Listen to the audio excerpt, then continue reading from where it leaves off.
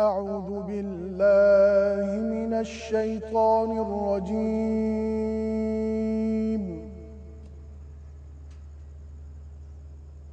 بسم الله الرحمن الرحيم.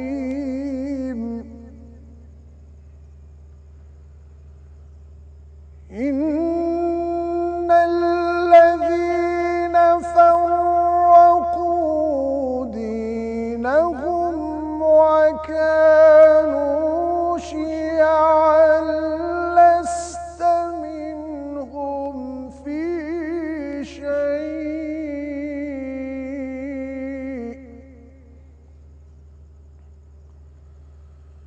إنما أمرهم إلى الله ثم ينبئهم بما كانوا يفعلون.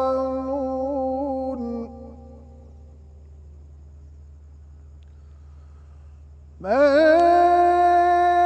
جاء بالحسنة فله عشر أمثالها ومن جاء بالسيئة فلا يجزى إلا مثلها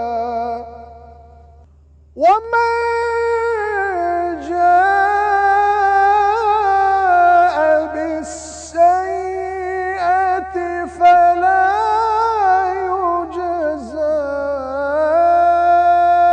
إلا مثلها وهم لا يظلمون. صدق الله العظيم.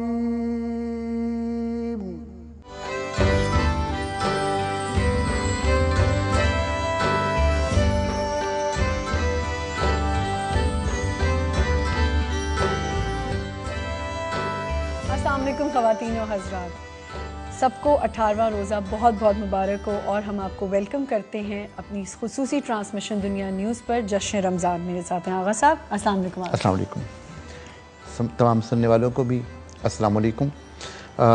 آج ہمارا موضوع کیا ہے؟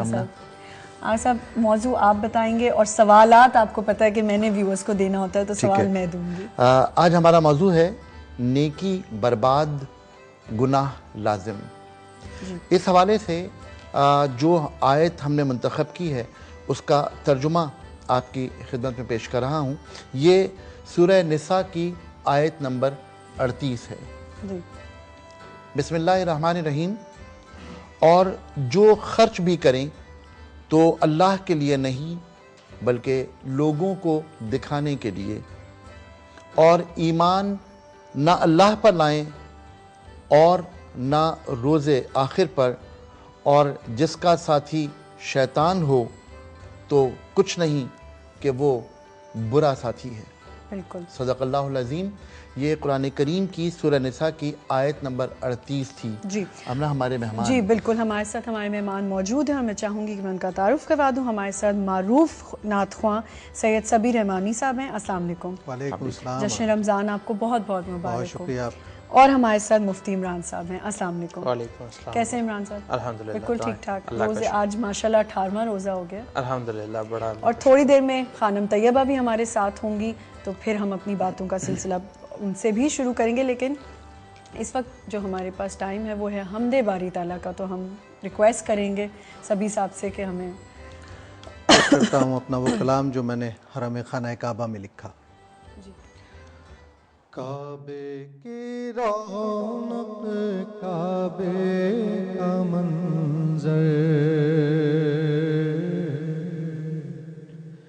کعبے کی رونق، کعبے کا منظر، اللہ اکبر اللہ اکبر اللہ اکبر اللہ اکبر دیکھوں تو دیکھے جاؤں برابر اللہ اکبر اللہ اکبر حیرت سے خود کو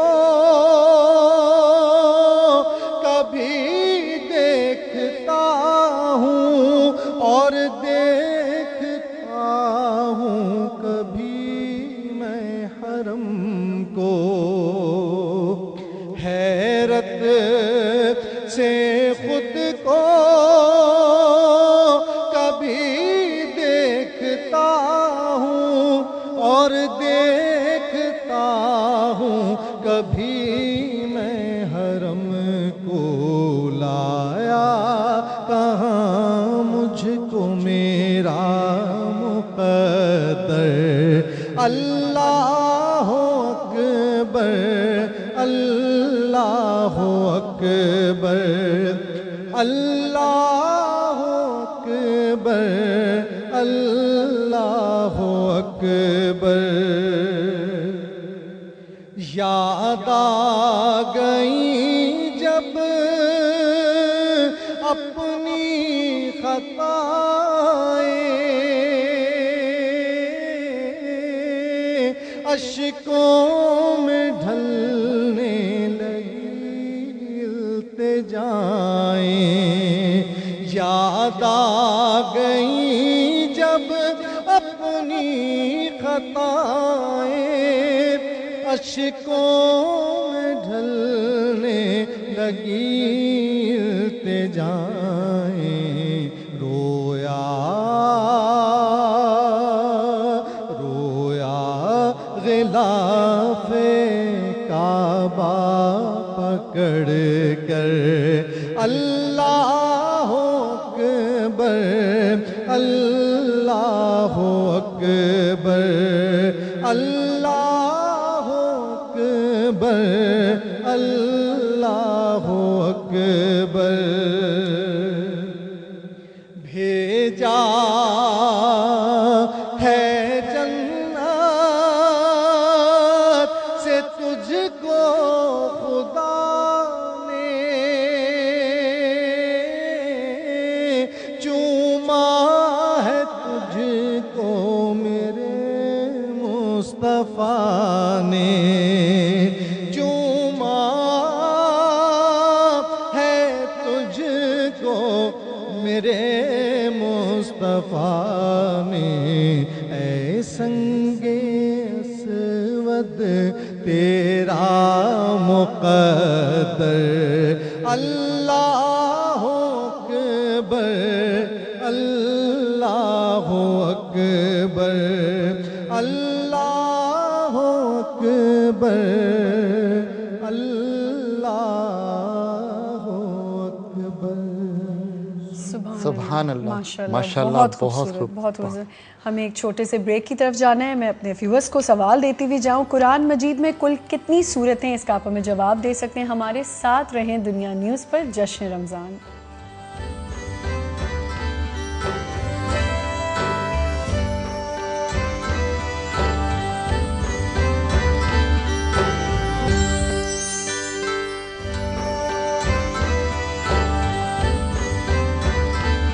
جی ناظرین, آپ کو ایک دفعہ پھر سے خوش آمدید کہتے ہیں دنیا نیوز پر. جشن رمضان ہماری خصوصی ٹرانسمیشن جاری ہے اور ہمیں خانم طیبہ نے جوائن کر لیا. السلام علیکم. السلام علیکم ورحمۃ اللہ. کیسے مزاج؟ خانم, پوری زندگی ہم نیک اعمال کرتے ہیں, لیکن وہ کون سے لوگ ہیں جو اللہ تعالیٰ کی بارگاہ میں اجر سے محروم رہ جاتے ہیں؟ نیک عمل کرنے نیک عمال کے جی باوجود. بالکل, قرآن کریم نے ان کے بارے میں بیان کیا ہے کہ یحسبون انہم یحسنون صنعا, یحسبون تصور کرتے ہیں، محسوب کرتے ہیں، سمجھتے ہیں، خیال کرتے ہیں انہم یحسنون صنعا کہ وہ اچھا کام انجام دے رہے ہیں، لیکن جب وہ قیامت میں آئیں گے تو حباء منصورا جیسے بکھرے ہوئے ذرے ہوتے ہیں، ڈسٹ کے چھوٹے چھوٹے پارٹیکلز ہوتے ہیں، ان کے اعمال بکھر جائیں گے اور وہ اعمال میں کوئی وزن نہیں ہوگا۔ تو جب وہ کہیں گے کہ پروردگار یہ کیا ہوا، تو خطاب آئے گا کہ اس لیے کہ تیرے عمل میں ریاکاری تھی، تو نے یہ عمل خدا کے لیے انجام نہیں دیا، بلکہ تو نے یہ عمل لوگوں سے اچھا کہلوانے کے لیے، اپنی تعریف کے لیے، دکھاوے کے لیے، نمائش کے لیے، ریاکاری کے لیے، اپنے شیطان نفس کی تسکین کے لیے، اپنی شیطانی خواہشات کی تسکین کے لیے یہ عمل انجام دیا۔ اس لیے بارگاہ حق میں یہ عمل قابل قبول نہیں، اس لیے کہ انما یتقبل اللہ من المتقین، خالق کائنات اخلاصی نیت کو سب سے زیادہ اہمیت دیتا ہے، اور اسی لیے قلیل العمل مع التقوی خیر من ان قلیل العمل مع التقوی خیر من کثیر العمل بلا تقوی۔ خدا کی بارگاہ میں وہ عمل جو کم ہو، صرف واجبات ادا کیے ہیں لیکن اس کے لیے ادا کیے ہیں، وہ خدا کو پسند ہے اس زیادہ عمل سے جس میں دوسرا شامل ہو جائے۔ یعنی بنیادی طور پر ہمارے اعمال کی جو بنیاد ہے وہ نیت کے ساتھ ساتھ اخلاص نیت بھی ہے۔ جی ہاں، اصل میں تو اخلاص ہے تو نیت کا کوئی تصور ہے، اگر اخلاص نہیں ہے تو پھر تو نیت، جو ہم کہتے ہیں انما الاعمال بالنیات، عمل کا انحصار نیتوں پر ہے، تو اس سے مراد حسن نیت ہے۔ اگر حسن نیت نہیں ہے تو عمل کی کوئی اہمیت نہیں، اس لیے کہ خالق کائنات ہے، وہ کوئی نیازمند، محتاج، کوئی ایسی ذات تو نہیں ہے جس کو جو مل گیا اس پہ راضی ہو جائے، وہ تو تبارک الذی بیدہ الملک کا مصداق ہے۔ اگر اس کو عمل اس کی بارگاہ میں پیش کرنا ہے تو شایان شان طریقے سے پیش کرنا ہو۔ مفتی صاحب آپ کے لیے ایک سوال سر، اگر ہم اعمال کو کلاسیفائی کرنا چاہیں کہ جن کی بدولت سب کچھ کیا ہوا اکارت ہو جائے، تو ہم کیسے اس کو کلاسیفائی کریں گے؟ دیکھیں آغا صاحب، بسم اللہ الرحمن الرحیم، سب سے پہلے اس بات کو سمجھیں کہ قرآن پاک میں مختلف انداز میں اعمال کے اکارت ہونے کی وجوہات بیان کی گئی ہیں۔ مثال کے طور کے اوپر ایک جگہ اللہ رب العزت نے سورہ حجرات میں یہ فرمایا کہ یا ایھا الذین آمنوا لا ترفعوا اصواتکم فوق صوت النبی ولا تجہروا لہ بالقول کجہر بعضکم لبعض ان تحبط اعمالکم وانتم لا تشعرون، کہ جب میرے رسول صلی اللہ علیہ وسلم سے تم مخاطب ہو تو اپنی آوازوں کو پس رکھو، کہیں ایسا نہ ہو تمہارے سارے کے سارے اعمال ضائع کر دیے جائیں، تمہیں اس کا شعور بھی نہ ہو۔ کہیں قرآن پاک میں یہ بھی ارشاد فرمایا گیا کہ ویل ان لوگوں کے لیے ہے کہ جو نمازوں کے اندر سستی کرتے ہیں، ٹھیک ہے نا، الذین یراؤن الناس، جو سورہ ماؤن کے اندر اللہ رب العزت نے ارشاد فرمایا ہے کہ دکھاوے کے لیے کرتے ہیں۔ تو اس کا مطلب یہ ہے کہ یہ مختلف کیفیات ہو سکتی ہیں۔ ہم اس کی کلاسیفیکیشن اگر کرنے کے لیے جائیں گے تو ایک طویل لسٹ اس کے لیے درکار ہے، لیکن بنیادی بات جو حدیث شریف کے اندر آتی ہے، جس کو میری بہن نے بھی کوٹ کیا کہ انما الاعمال بالنیات، اعمال کا دار و مدار نیت پر ہے۔ اب اس حدیث کا جو اگلا حصہ ہے وہ اس بات کی بخوبی وضاحت کر رہا ہے۔ وہ حصہ کیا ہے؟ وہ حصہ یہ ہے فمن كانت هجرته الى الله ورسوله فهجرته الى الله ورسوله ومن كانت هجرته الى الدنيا ليصيبها او لامرأة لينكحوها فهجرته الى ما هاجر اليه۔ فرمایا کہ اب جو اللہ اور اس کے رسول کے لیے ہجرت کر رہا ہے تو اس کی ہجرت تو اللہ اور اس کے رسول کے لیے، لیکن جو دنیا کے لیے کر رہا ہے کہ اس کو دنیا مل جائے، یا جو عورت کے لیے کر رہا ہے کہ اس سے اس کا نکاح ہو جائے، تو پھر اس کی ہجرت جو ہے وہ دنیا اور عورت کے لیے۔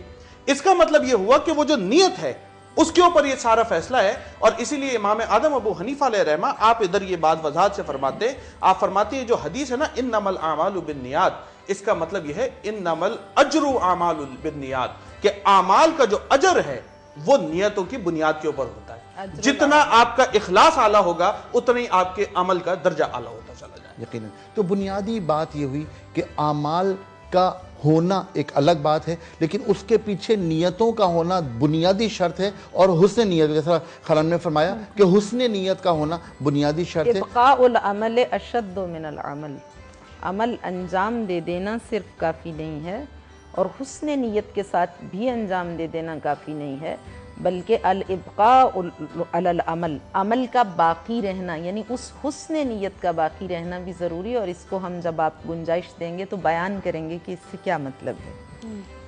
اچھا بنیادی اگر وقت ہے تو بیان کروں، جی پلیز۔ کیونکہ فرمایا کہ مومن کی جو صفات بیان کی گئیں اس میں فرمایا مدخلہ صدق مخرجہ نور، مومن صرف وہ نہیں ہے کہ جب کام کا آغاز کرتا ہے تو آغاز عمل میں اس کی نیت کا حسن ہو اور بعد میں باقی نہ رہے. مومن وہ ہے کہ مدخلہ نور مخرجہ نور، مدخلہ صدق مخرجہ صدق.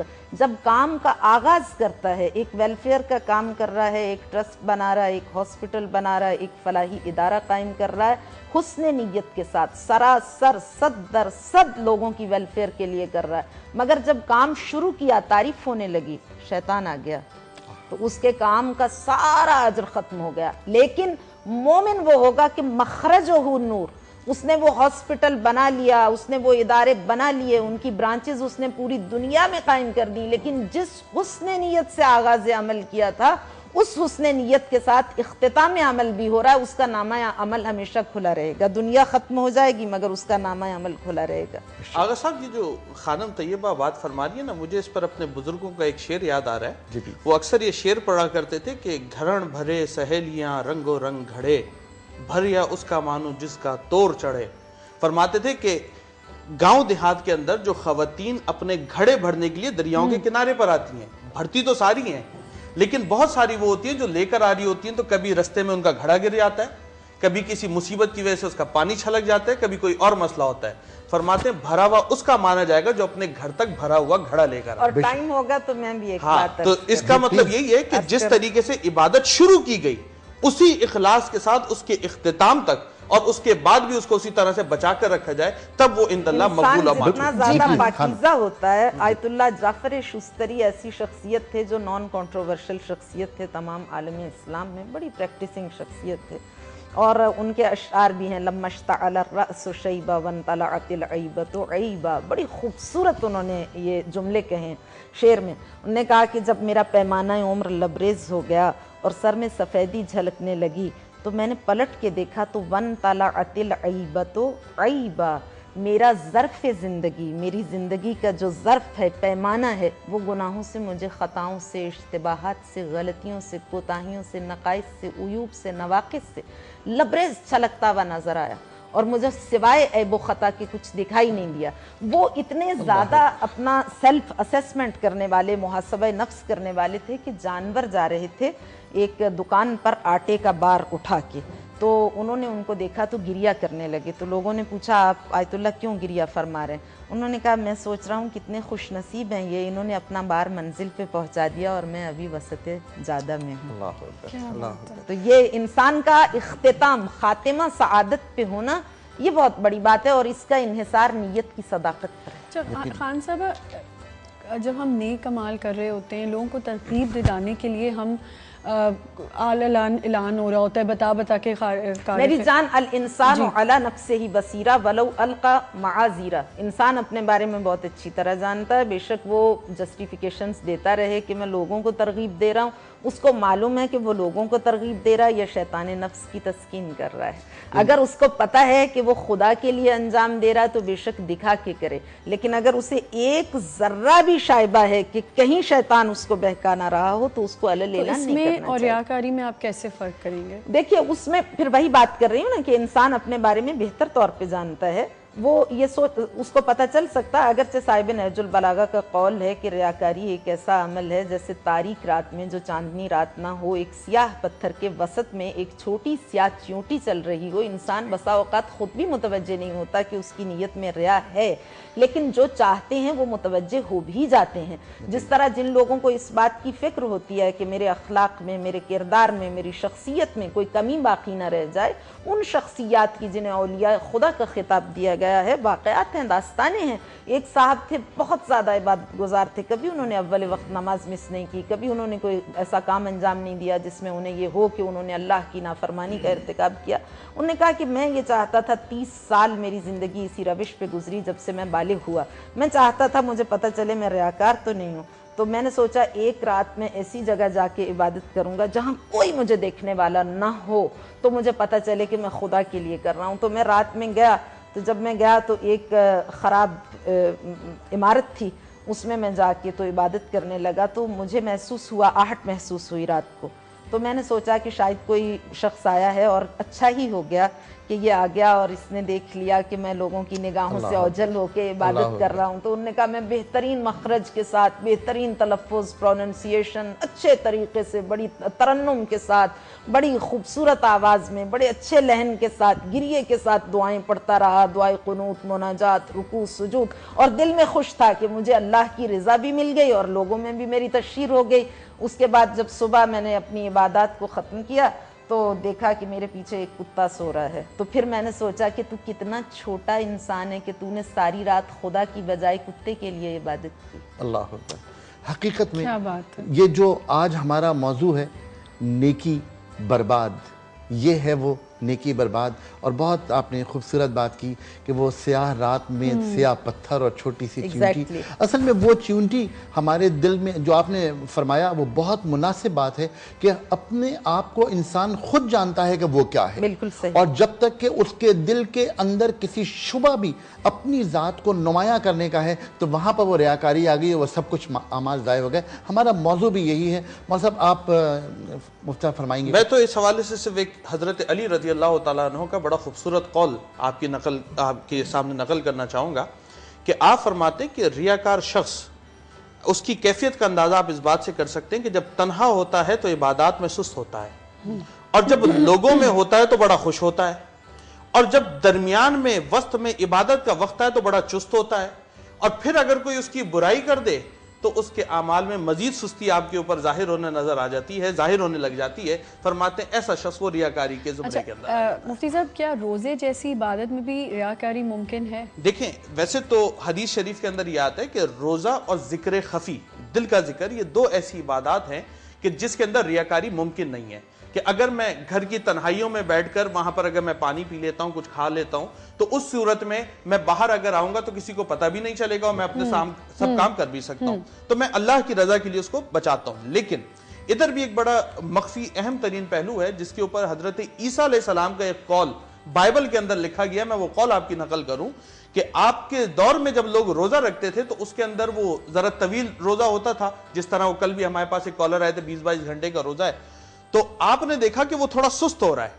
اور سست ہونے کے ساتھ ساتھ اس کا چہرہ مرجھایا ہوا ہے، تو آپ نے اس اپنے حواری سے خاص طور پہ فرمایا کہ دیکھو اپنے بالوں میں تیل لگا کر بہترین کنگھی کیا کرو، اور اپنے ہونٹوں کو پانی لگا کر تر کیا کرو تاکہ لوگ یہ سمجھ نہ سکیں کہ تم روزے دار ہو، ورنہ یہ بھی تمہاری طرف سے ریاکاری ہو جائے گی۔ اللہ اکبر، یہ ریاکاری کا بہت چھوٹا سا بہت پیمانہ ہے زبردست بات آپ نے کی۔ میں اپنے ویورز کے لیے سوال ریپیٹ کر دوں، قرآن مجید میں کل کتنی سورتیں؟ ہمیں ایک چھوٹے سے بریک پہ جانا ہے، آپ کچھ پوچھنا چاہتے ہیں تو ضرور کال کریں، چھوٹا سا break, will be right back.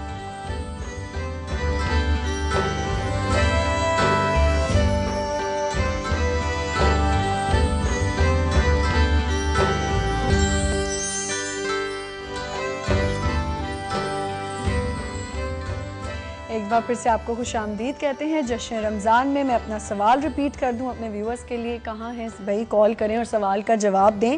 قرآن مجید میں کل کتنی سورتیں ہیں؟ اس کا آپ ہمیں جواب دے سکتے ہیں اور ڈھیر سارے انعامات حاصل کر سکتے ہیں۔ جی آغا صاحب۔ جی، ہمارا جو سوال اگلا ہے وہ یہ کہ تحدیث سے نعمت یا ریاکاری یا انداز تفاخر، ان تمام چیزوں میں الگ الگ ہم کوئی فرق کر سکتے ہیں؟ دیکھیں تحدیث نعمت تو یہ ہے کہ اللہ رب العزت نے آپ کو کچھ انعام دیا ہے، اور آپ لوگوں کے اندر اس انعام کے بارے میں اس لیے بتا رہے ہیں کہ اللہ رب العزت کا خاص فضل و کرم مجھ پر ہوا ہے۔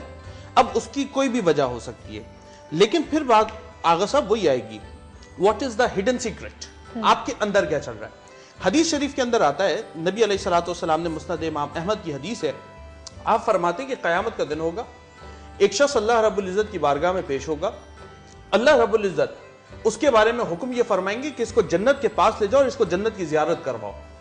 اس شخص کو لے جایا جائے گا، وہ جنت کا پورا مشاہدہ کرے گا، اس کی نہروں کو دیکھے گا، حوروں کو دیکھے گا، محلات اور باغات کو دیکھے گا، تمام زیبائش اور آرائش کو جب دیکھ لے گا، یہاں تک کہ حدیث میں آتا ہے اس کی خوشبو کو سونگ لے گا، جو جنت کی خوشبو ہے اور کئی سو سال کی مسافت سے اس کو محسوس کیا جائے گا، وہ اس کو سونگ لے گا۔ اس کے بعد اللہ رب العزت ارشاد فرمائیں گے اب اس کو واپس لے آؤ، جہنم میں ڈال دو۔ جب اس کو واپس لا کر جہنم میں ڈالا جا رہا ہوگا، حدیث شریف میں آتا ہے وہ شخص عرض کرے گا یا اللہ اگر جہنم میں ڈالنا تھا تو ویسے ہی ڈال دیتا، اتنا ترسانا اور اتنا تڑپانا کیوں ہے کہ جنت کی ساری نعمتیں دکھا دی اور جب دل میں اس بات کا یقین ہونے لگا کہ اب جنت مجھ کو مل جائے گی، اس وقت میں تو نے فیصلہ یہ فرما دیا کہ میں جنت سے محروم اور جہنم میں ڈال دیا گیا، تو اللہ رب العزت نے فرمایا یاد کرو جب تم عبادات کیا کرتے تھے اس وقت تم کر تو میرے لیے ہوتے تھے لیکن دل میں مقصد ہوتا تھا دنیا کو دکھانا، تو آج میں دکھا تو تم کو وہ رہا تھا جو جنت ہے، لیکن مقصد یہ تھا کہ تمہیں جہنم میں ڈالنا ہے تاکہ تمہارے اندر یہ احساس اجاگر ہو جائے جو تم کیا کرتے تھے وہ خطا تھی، وہ غلطی تھی۔ اسی طریقے سے ہم تحدیث نعمت کے طور پہ جب کوئی بات کریں گے تو ہمارے اندر کی کیفیت ہم کو بتائے گی کہ ہم اللہ کی رحمت کا ذکر کر رہے ہیں یا اپنی عزت اور بڑائی کو بیان کر رہے ہیں۔ بالکل ٹھیک ہے۔ اور اسی طرح جب ہم ریاکاری کریں گے تو یقیناً وہ ہم اپنے اندر کے چور کو بخوبی جانتے ہیں کہ ہمارے اندر کا چور ہمیں کیا ہے۔ بس میرا خیال ہے کہ پوری گفتگو اندر کے چور کی ہو رہی اندر کے ہے۔ چور۔ ہمارے پاس ایک کال ہے۔ ایک کال ہے۔ السلام علیکم۔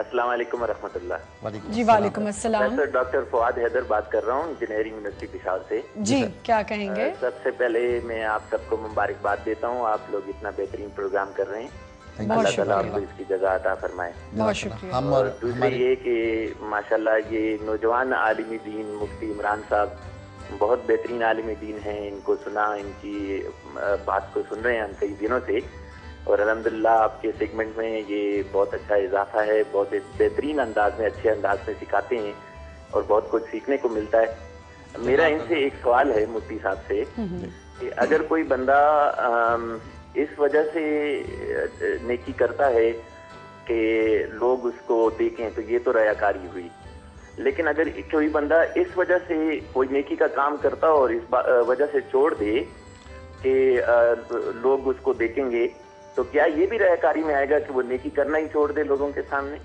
جبکہ اس کی نیت میں ایسی کوئی بات نہیں؟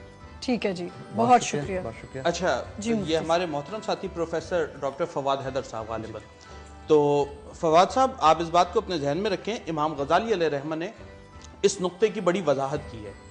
آپ فرماتے کہ ایک بات تو یہ ہے کہ تم نیکی اس لیے کرو کہ لوگ دیکھیں، فرماتے دوسری بات یہ ہے کہ تم نیکی اس لیے چھوڑ دو کہ لوگ تمہاری نیکی کی تعریف نہ کریں، فرماتے جو تم نے چھوڑا ہے وہ بھی اصل میں لوگوں کے دکھانے کے لیے چھوڑا ہے۔ تو آپ فرماتے کہ تمہیں نہ کرنا اپنی مرضی سے ہے نہ چھوڑنا اپنی مرضی سے ہے، نہ کرنا لوگوں کے لیے ہے نہ کوئی عمل چھوڑنا لوگوں کے لیے ہے، تمہارے سامنے تمہارے رب کی ذات ہونی چاہیے، کوئی کام کرو تو بھی اس کے لیے کرو، کوئی کام چھوڑو تو بھی اس کے لیے چھوڑو، تب تم حقیقتاً بندگی کا حق ادا کرنے والے۔ اصل میں الہی معیار کو ہمیشہ ہمارے منظر نگاہ پر رہنا چاہیے۔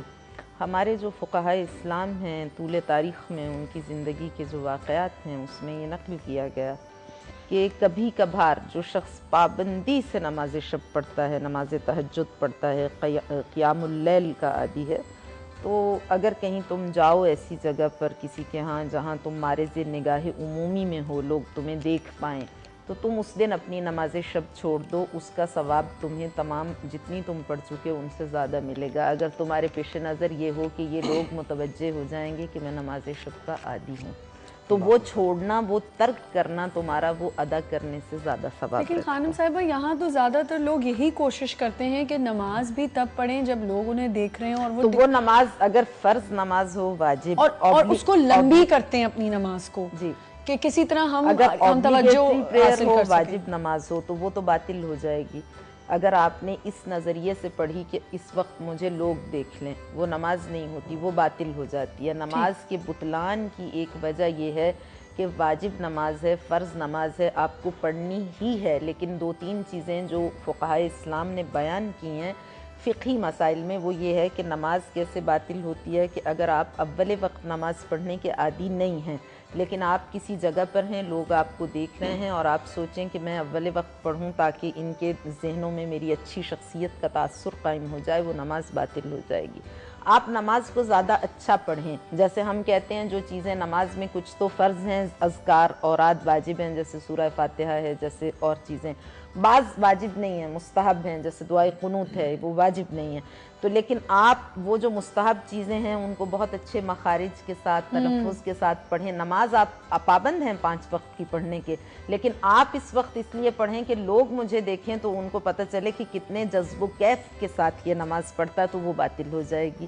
تو یہ چیزیں ہیں جو واجب نماز کو بھی، جس کے آپ عادی ہیں، اس کو بھی باطل کر دیتے ہیں۔ آپ نے بڑی خوبصورت بات کی، اور جس طرح مثال سے آپ نے سمجھایا وہ یہ کہ جس طرح مفتی صاحب نے فرمایا کہ میں جو لوگوں کو پیغام اس سے لے پا رہا ہوں جو لوگوں تک جانا چاہیے، کہ ہر عمل کرتے وقت بھی اللہ کی الہی مرضی معیار آپ کے منظر نگاہ پر رہنا چاہیے کہ کیا اس میں رضائے مولا شامل ہے۔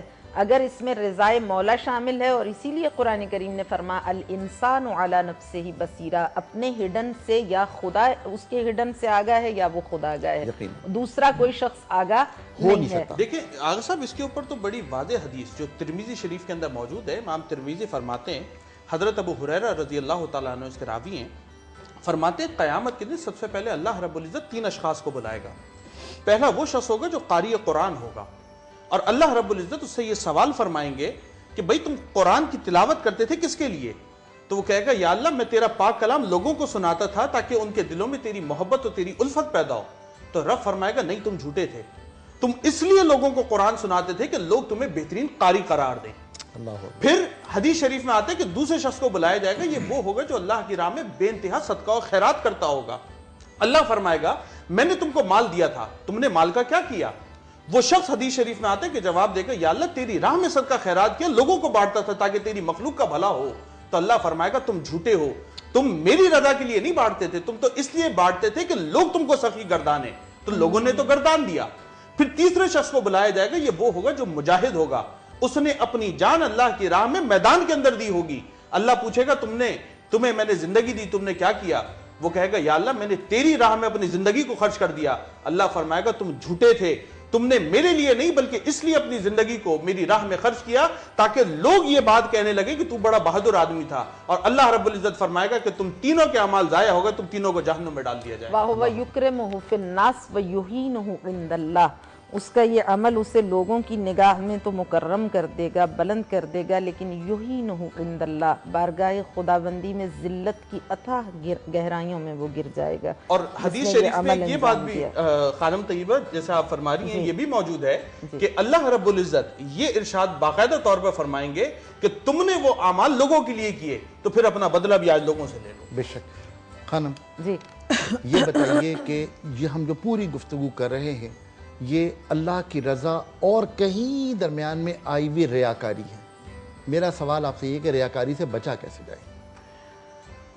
ریاکاری سے بچنے کے لیے دیکھیے انسان کو روز قیامت کو اپنے منظر نگاہ پر رکھنا چاہیے، اور میرا یہ خیال ہے کہ جو ہمارے واجبات ہیں، نماز خاص طور پہ، یہ ایک بہت خوبصورت اور بہترین نسخہ کیمیا ہے جس میں خالق کائنات نے انسان کی پیدائش سے لے کر اس کے آخرت کے حساب و کتاب تک تمام امور کو سمیٹ دیا۔ مالک یوم الدین، جس کا روز جزا و سزا پر اعتبار ہے، اور وہ جانتا ہے کہ ایک دن اسے بارگاہ خداوندی میں حاضر ہونا ہے۔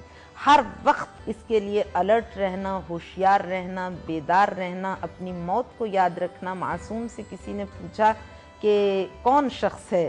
معصوم نے فرمایا کہ المؤمن کیس، مومن بہت زیادہ ہوشیار ہوتا ہے۔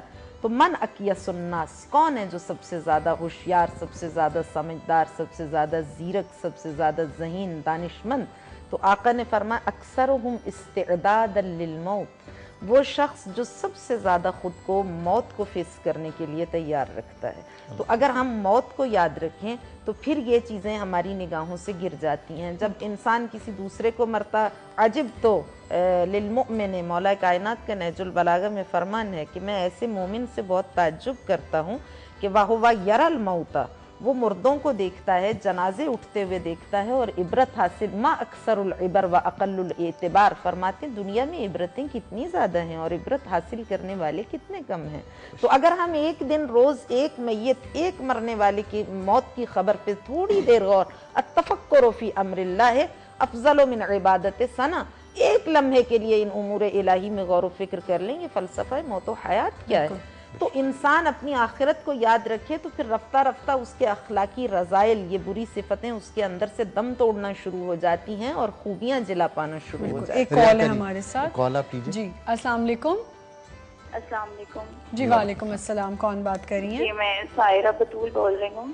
جی مجھے خانم طیبہ سے سوال پوچھنا تھا جی کہ پوچھیں. میرے ہسبینڈ نا مجھے مارتے تھے بہت زیادہ اور تہمت لگاتے تھے. تو میں نے اب ان سے نا کورٹ کے ذریعے ان سے میں نے ڈیورس لیا ہے. لیکن وہ کیونکہ میرا نکاح فکر جعفری کی ہوا ہے تو وہ کہہ رہے ہیں کہ تمہیں تو جب تک دیگر نہیں پڑے جائیں گے شرعی طلاق نہیں ہوگی تب تک تم آزاد نہیں ہو. اور دوسرے یہ کہ 1 سال سے میرے بچے ان کی کسٹڈی میں ہیں. ایک 10 سال کی ہیں اور ایک 5.5 سال کی ہیں.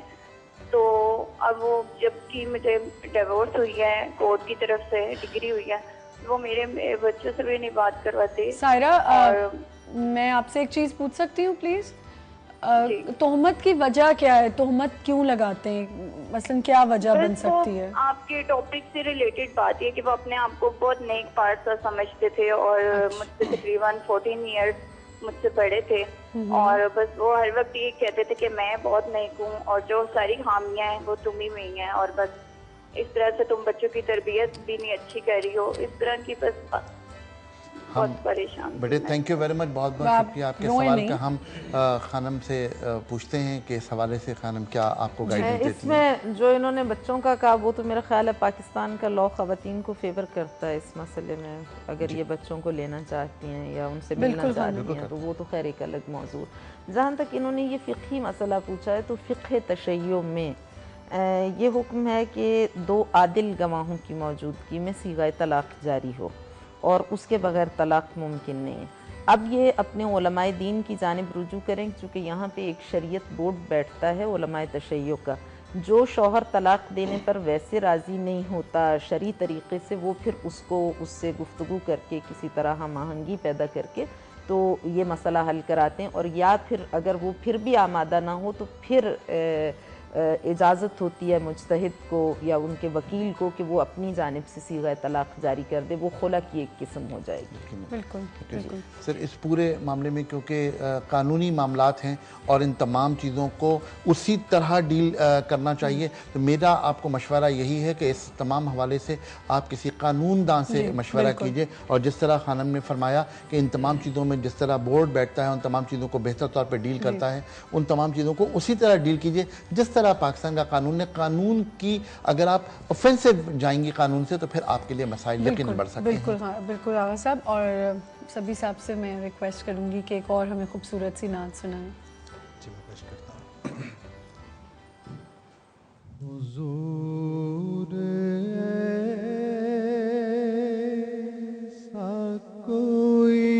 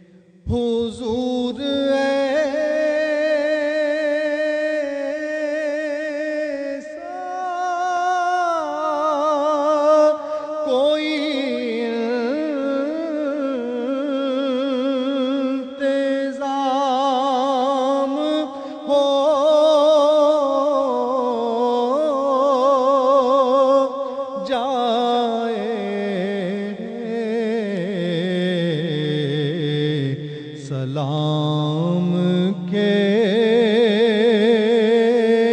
لیے حاضر غلام ہو جائے سلام کے لیے حاضر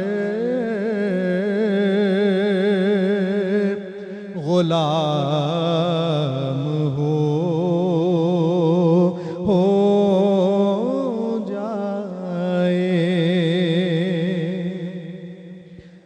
میں صرف دیکھ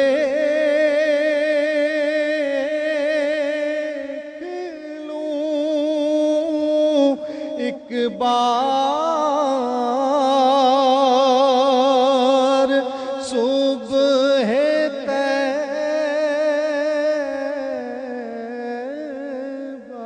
کو، میں صرف دیکھ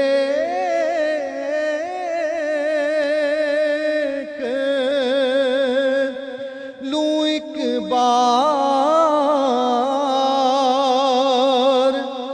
صبح طیبہ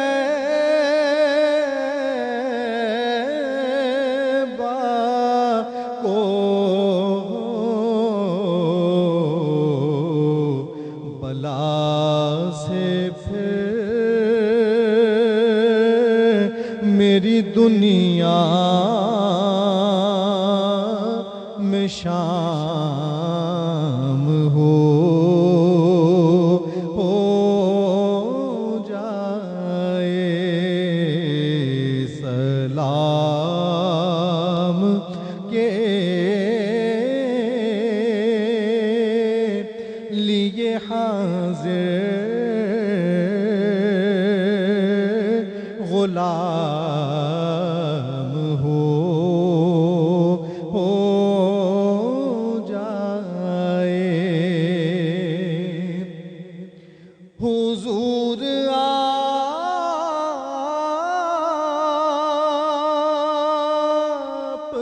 جو سن لے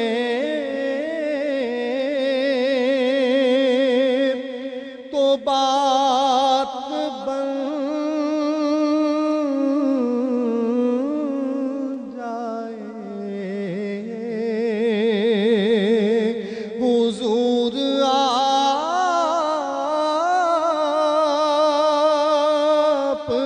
جو سن لے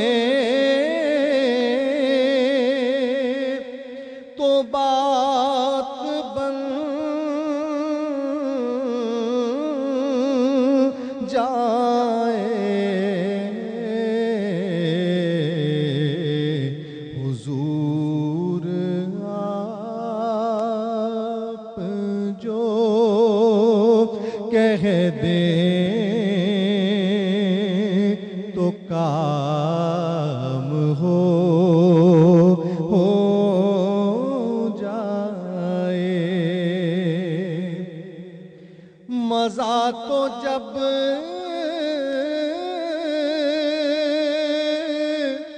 ہے فرشتے یہ قبر میں کہہ دیں مزہ تو جب ہے فرشتے یہ قبر میں کہہ دیں سبیغ مدحت خیر الانام ہو جائے سلام کے لیے حاضر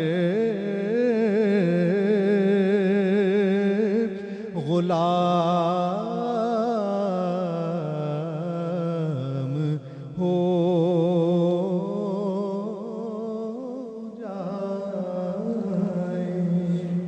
سبحان اللہ، سبحان ماشاء اللہ، اللہ، سبحان بہت اللہ۔ خوبصورت، بہت خوبصورت۔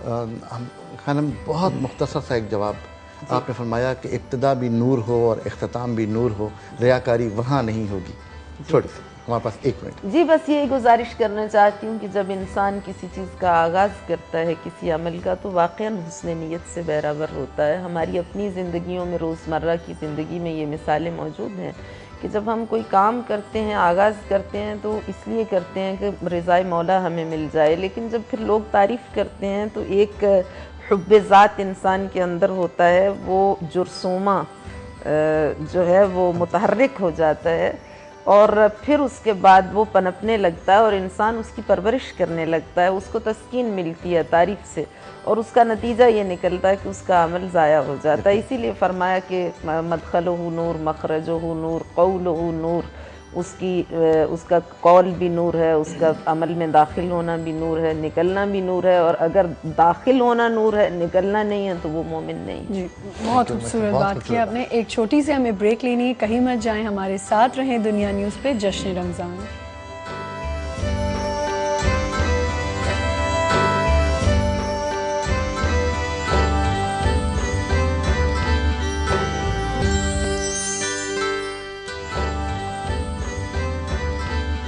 ناظرین ایک دفعہ پھر سے آپ کو خوش آمدید کہتے ہیں۔ جشن رمضان دنیا نیوز کی خصوصی ٹرانسمیشن، اور آغا صاحب پاکستان پہلی سیریز T20 کی جیت چکا ہے، پہلا میچ جیت گیا ہے، پہلا میچ جیت چکا ہے، اور ویکینڈ پہ اگر میچ جیتا جائے تو اس دن تو بڑی رونق ہو جاتی ہے۔ پھر ہم کہاں جا رہے ہیں آج ہم آغا صاحب، جیسے کہ آپ لوگوں کو بھی پتہ ہے اور آپ لوگوں کو بھی پتہ ہے کہ ہم روزانہ مختلف شہروں میں جاتے ہیں، پاکستان کے اپنے نمائندوں سے بات کرتے ہیں، تو آج ہم جا رہے ہیں ملتان سون حلوہ کھانے۔ جی ہمارے نمائندے وہاں پہ جام بابر موجود ہیں۔ السلام علیکم جام بابر۔ وعلیکم السلام آمنہ۔ جی جام بابر، روزانہ کھانے پینے کی تو ہم باتیں کرتے ہیں کہ یہ ایکٹیویٹی جاری ہے، سحری ہو رہی ہے، یہ کھایا جا رہا ہے، ذرا آج سب سے مجھے یہاں پہ جتنے لوگ موجود ہیں ان سے یہ پوچھیے کہ عید کی کیا رونق ہے، اور آج پاکستان پہلا میچ جیتا ہے، وہ کیا خوشی ہے سب کی؟ بالکل آمنہ، کیونکہ ہم ملتان مدینہ الاولیاء میں موجود ہیں اور یہاں پہ کھانے پینے کی ساری چیزیں موجود ہیں۔ اس کے ساتھ آج پاکستان ویسٹ انڈیز کے خلاف پہلا T20 میچ جیتا۔ تھوڑی دیر پہلے یہاں پہ سناٹا تھا، سب ٹی وی کے آگے بیٹھے تھے، لیکن جیسے ہی پاکستان نے وہ میچ T20 جیتا ہے، یہاں پہ کافی جوش و خروش پایا گیا ہے۔ خاص طور پہ ہمارے ساتھ یہ شہری بیٹھے ہیں، منچلے بیٹھے ہیں، ان سے پوچھتے ہیں، عید کی شاپنگ کے حوالے سے بھی پوچھتے ہیں ہم، اور آج جو پاکستان میچ جیتا ہے ویسٹ انڈیز سے اس بارے میں ہم ان سے پوچھتے ہیں۔ جی ہمارے ساتھ یہ کچھ لوگ بیٹھے ہیں جو شہری بیٹھے ہیں، ان سے پوچھتے ہیں کہ آج سب سے پہلے تو آپ ہمیں یہ بتائیں کہ جو پاکستان آج ویسٹ انڈیز سے میچ جیتا ہے، بڑا سنسنی خیز میچ تھا، آخری لمحات میں پاکستان میچ جیتا، اس بارے میں تھوڑا سا بتائیں۔ سر بہت ہی انٹرسٹنگ میچ تھا۔ سب سے پہلے شاہد افریدی کی بیٹنگ بہت اعلیٰ تھی، پہلے تو وہ جب چلتا ہے تو میں کہہ رہا ہوں کمال کر دیتا ہے، آج بھی ہاف سنچری کرتے ہوئے 4 سکور سے رہ گیا ہے ماشاءاللہ، اور لاسٹ اوور میں بہت جو انجوائے کیا لوگوں نے۔ ٹھیک ہے، پاکستان میچ جیت گیا ویسٹ انڈیز سے، آپ یہ بتائیں کہ تیسرا اشرہ لگنے کو ہے، دوسرا اشرہ جو ہے رمضان کا اختتام پذیر ہو رہا ہے، یہ بتائیں عید کے حوالے سے آپ نے کیا کیا شاپنگ کی ہے، اس حوالے سے تھوڑا سا ہمیں ہمارے ناظرین کو بتائیں۔ سر اب ویسے موسٹلی ینگ جنریشن تو پینٹ شرٹ پہ کو پریفر کرتی ہے، لیکن آج کل نیو کرتاز وغیرہ جس طرح شاہد افریدی وغیرہ ہیں، اس پہ بہت اعلیٰ قسم کے کرتے وغیرہ آئے ہوئے ہیں، لوگ زیادہ تر اس پہ فوکس کر رہے ہیں، اور آج کل جن لوگوں نے سلوانے ہوتے ہیں وہ پہلے سلوا لیتے ہیں۔ بالکل آمنہ، جیسا کہ ہمارے یہ ساتھی شاہد افریدی کا کرتا خریدنے کے لیے پرعزم ہیں، اس طرح ہمارے ساتھ اور بھی ایک شہری موجود ہے، ان سے پوچھتے ہیں کہ انہوں نے عید کی تیاری کر لی ہے کیا ابھی کرنی ہے، اور تھوڑا سا میچ کے حوالے سے بھی ان سے پوچھتے ہیں۔ جی آپ یہ بتائیں کہ آج جو میچ ہوئے تھوڑا سا اس کے بارے میں بتائیں، اور یہ بھی بتائیں کہ جو عید قریب ہے اس کے حوالے سے کیا آپ نے شاپنگ کی ہے۔ یہ ایک سنسنیخیز میچ تھا جس میں شاہد افریدی کی شاندار بیٹنگ کی وجہ سے پاکستان میچ جیتا ہے، اور شاپنگ کے بارے میں یہ کہنا چاہیں گے کہ پورے بازار میں آج تو گہما گہمی لگی رہی ہے کہ شام کے نکلے ہیں اور آپ فارغ ہوئے ہیں اور سیری کر کے گھر کو جائیں گے۔ جی جیسا کہ عید کی شاپنگ بھی عروج پر ہے یہاں پہ ہم، اور ہمارے ساتھ جی آمنہ بابر، آپ کو میری آواز آ رہی ہے؟ آپ کو میری آواز آ رہی ہے؟ اچھا بابر، یہ لوگوں کو بتائیے یا لوگوں کو پتا ہے کہ شاہد آفریدی 400 چھکے لگانے والا پہلا دنیا کا کھلاڑی بن گیا ہے۔ تمام لوگ شاہد آفریدی کی آج بیٹنگ کی تعریف تو کر رہے ہیں، لیکن یہ ریکارڈ کی بات بھی ذرا لوگوں سے پوچھیے کہ کسی کو یاد ہے کہ شاہد آفریدی 400 چھکے لگانے والا دنیا کا پہلا کھلاڑی بن گیا ہے؟ بالکل جی، ہم ان سے پوچھتے ہیں، یہاں پہ شائقین کرکٹ بیٹھے ہیں، منچلے بیٹھے ہیں، ان سے یہ پوچھتے ہیں کہ کیا آپ کو پتہ ہے کہ شاہد افریدی جو ہے انہوں نے آج ایک ورلڈ ریکارڈ قائم کیا ہے، وہ بتا سکتے ہیں کہ کون سا وہ ورلڈ ریکارڈ تھا جو شاہد افریدی نے آج قائم کیا ہے؟ شاہد افریدی مطلب از اے گڈ پلیئر، ہمارے پاکستان کی ٹیم کا بہت اچھا کھلاڑی ہے، اور 400 اسکور ان کا مکمل ہوا ہے، اور چھکے ان کے جو ہیں وہ لاجواب ہیں، تو ہم لوگ پراؤڈ کرتے ہیں اپنی پاکستانی ٹیم کے اوپر۔ انشاءاللہ T20 بھی ہم ہی جیتیں گے۔ जी बिल्कुल, ये मन चले क्रिकेट के शदाई हैं और इन्हें बिल्कुल पता है कि शाहिद अफरीदी ने आज अपने 400 छक्कों का वर्ल्ड रिकॉर्ड मुकम्मल कर लिया है। जी आमना, हम थोड़ी सी ईद की शॉपिंग के बारे में बहुत शुक्रिया जाम बाबर, हमसे बात करने के लिए बहुत बहुत शुक्रिया। और यहीं हमें एक छोटा सा ब्रेक लेना है। आप भी पाकिस्तान की विक्ट्री एंजॉय करें और हमारे शो को देखते रहें, हमारे साथ रहें दुनिया न्यूज़ पर जश्न रमज़ान।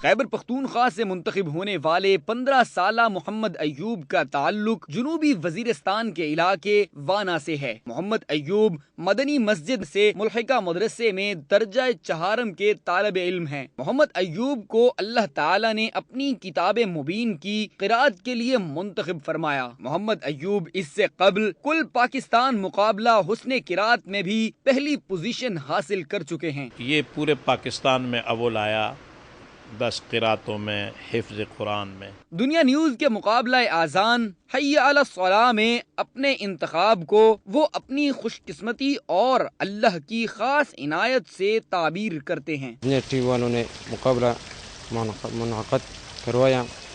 59-50 लड़कों में से हमें फिर मुंतखब किया 4 लड़कों को, और इंशाअल्लाह हमें उम्मीद है कि अल्लाह भी से राज़ी हो जाएंगे।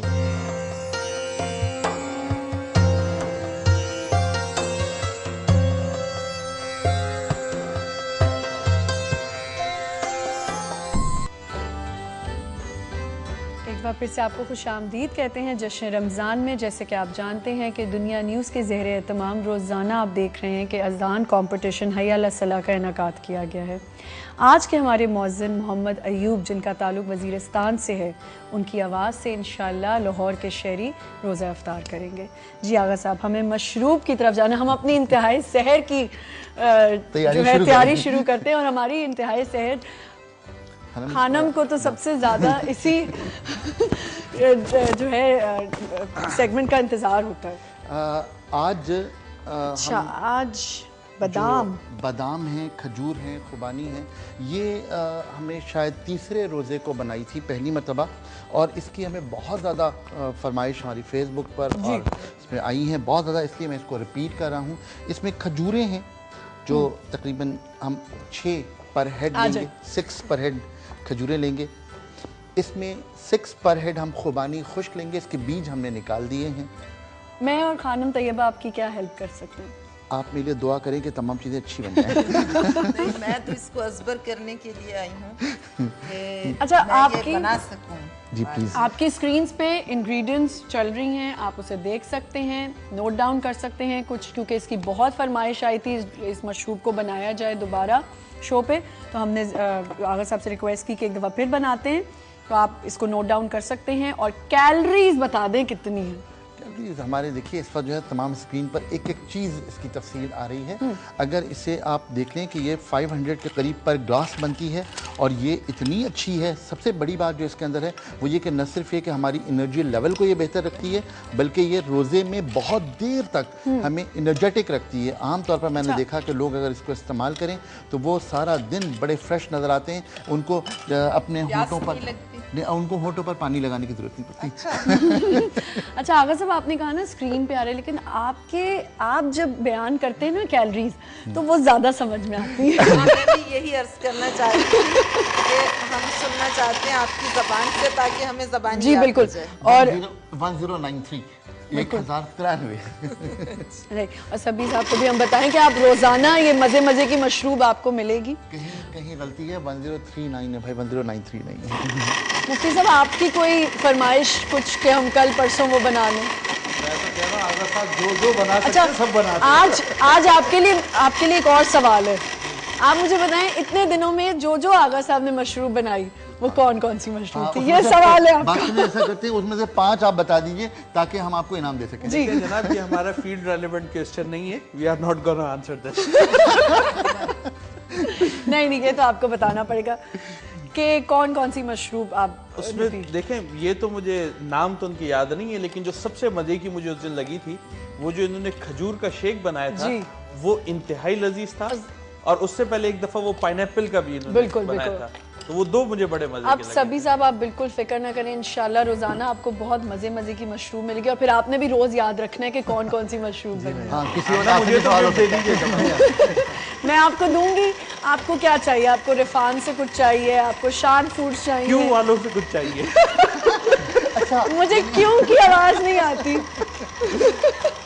یہ بھی بڑا مسئلہ ہے، کیوں کی آواز کیوں نہیں آتی؟ بس مجھے کیوں کی آواز نہیں آتی، باقی سب آواز آتی ہے۔ جی تو مشروب ریڈی ہو چکی ہے، بالکل ریڈی ہے یہ، اور میں اس کو سرو کروں گی۔ خانم سب سے پہلے، نہیں خانم تو چلیں، جی میں سب سے پہلے میں کہی تھی خانم سب سے پہلے آپ مجھے یہ بتائیے کہ آپ نے جو سیکھی ہیں ابھی تک مشروب، اب آپ نے سوچا کہ آپ جا کے بنانے والی ہیں؟ جی ہاں، مجھے کھجور کا بہت پسند آیا تھا اور میں یہ چاہ رہی ہوں، ابھی سیکھا نہیں ہے۔ اس میں کھجور کے ساتھ خوبانی خشک ہے اور بادام۔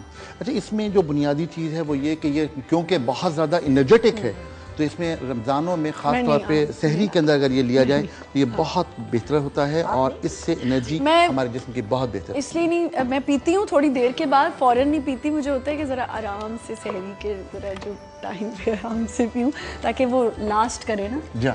جی آخر میں پینا چاہیے۔ اب یہ تو نہیں کہنی چاہ رہی کہ آرام سے سحری کے بعد پیوں گی؟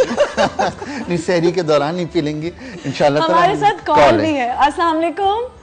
وعلیکم السلام جی کون بات کر رہے ہیں؟ ملک عتیق بات کر رہا ہوں، فیصلہ آباد۔ جی کیا کہیں گے بھائی؟ یہ آپ جو شربت بنا رہے ہیں، یہ مشروب، یہ کتنا مفید ہے یہ رمضان کے لیے؟ جی رمضان کے لیے بیٹا ایک تو انرجی کی ضرورت ہوتی ہے نا، تو اس کے پینے سے انرجی ہماری بہتر ہوتی ہے۔ آپ نے دیکھا ہوگا 103 1039 اس کے اندر کیلوریز ہیں، اگر آپ ایک گلاس اس میں سے لے لیں تو تقریباً 520 کے قریب آپ کی کیلوریز ہو جائیں گی۔ اگر آپ نے ایک گلاس لے لیا تو یقیناً آپ کو انرجی بہت زیادہ محسوس ہوگی۔ اتنی انرجی ہوگی جس طرح آپ نے بھی بہت دھیمے لہجے میں اب سے بات کی ہے نا، اس سے زیادہ آپ بہت جوش میں بولیں گے، اور جیسے میں بولتی ہوں، جیسے آغا صاحب بولتے ہیں اور مفتی صاحب بولتے ہیں اور ہم سب جیسے بولتے ہیں، ہم ویسے ہی بولنا شروع ہو جائیں گے۔ ارے آپ کو تو مشروب دی نہیں، آپ بیٹھ گئی تو میں نے کہا چلے میں ابھی دیتی ہوں آپ کو مشروب۔ جی جی آغا صاحب۔ جی تو ہماری جو گفتگو تھی پہلے پہلو پر، نیکی برباد گناہ لازم، کہیں راہ نجات بھی ہے؟ آغا صاحب سب سے پہلے تو میں یہ گزارش کرنا چاہتی ہوں، چونکہ جب میں محفل میں آئی تھی تو آپ وارد گفتگو ہو چکے تھے، تو اس لیے پھر میں نے ذکر نہیں کیا کہ آج اس وقت پارا چنار میں بہت زیادہ جنازے خاک و خون میں لوٹے ہوئے پڑے ہیں، اور رمضان المبارک کے اس بابرکت مہینے میں جب ہم کہتے ہیں کہ اپنے دشمن کے ساتھ بھی نیکی کرنا سیکھو تاکہ پورا سال یہ ضبط و تحمل، یہ ایثار و وفا، یہ صبر، یہ فداکاری کے جذبے جو رمضان میں تم نے پیدا کیے ہیں وہ تمہارے کام آ سکیں۔ میری آواز سنائی دے رہی ہے؟ جی جی بالکل۔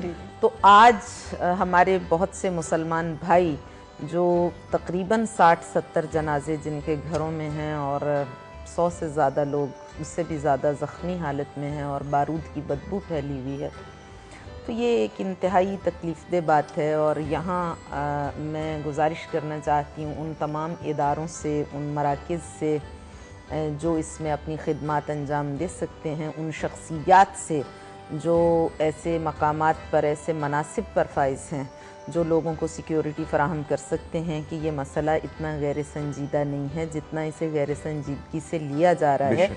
ہمیں ترجیحات کو معین کرنا چاہیے۔ بے شک یہ کہ لوڈ شیڈنگ بڑا مسئلہ ہے، بے شک یہ کہ دوسرے مسائل ہیں، لیکن سب سے بڑی چیز انسان کی زندگی اور جان ہے۔ اگر وہ زندہ رہے گا تو اس کو ان چیزوں کی ضرورت ہوگی۔ تو سب سے پہلا کام جو کرنا چاہیے وہ یہ ہے کہ لوگوں کی سیکیورٹی کو یقینی بنایا جائے، امن و امان کی صورتحال کو بحال کیا جائے، اس کے بعد دوسرے نقائص کو ختم کرنے کی کوشش کی جائے۔ بے شک بنیادی بہت بات ہے، خوبصورت آپ نے بات کی ہے، اور اس پہ ہم مزید بات کرتے ہیں۔ ہمارے ساتھ ایک کال ہے۔ السلام علیکم۔ السلام علیکم، ہینا بول رہی ہوں اسلام آباد سے۔ جی ہینا، کیسی ہیں آپ؟ ہاں جی میں بالکل ٹھیک ہوں۔ آج کا ٹاپک آپ کا بہت اچھا ہے، کیونکہ انسان بہت کنفیوز ہوتے ہیں کہ نیکی کیا ہے، نیکی میں ریاکاری کیا ہے، تو اس حساب سے بہت اچھا آپ کا جا رہا ہے کہ یعنی کہ ہم مسجد بھی جائیں تو ان کے ٹوپی پہن کے جائیں اور تاکہ دوسرے لوگوں کو بھی ترغیب ہو کے نماز پڑھنے کے لیے جا رہے ہیں. جی. اور آپ کے سوال کا جواب بھی دینا چاہوں گی. جی پلیز. ہاں جی ضرور دیجیے. ہاں جی آپ کی صورتوں والا سوال تھا. جی بالکل. قرآن مجید میں 114. بالکل بالکل بالکل درست آپ نے فرمایا. اور آپ کو میں دے دیتی ہوں شان فوڈز کی طرف سے گفٹ ہیمپر. جی ٹھیک ہے. بہت بہت شکریہ کال کرنے کا.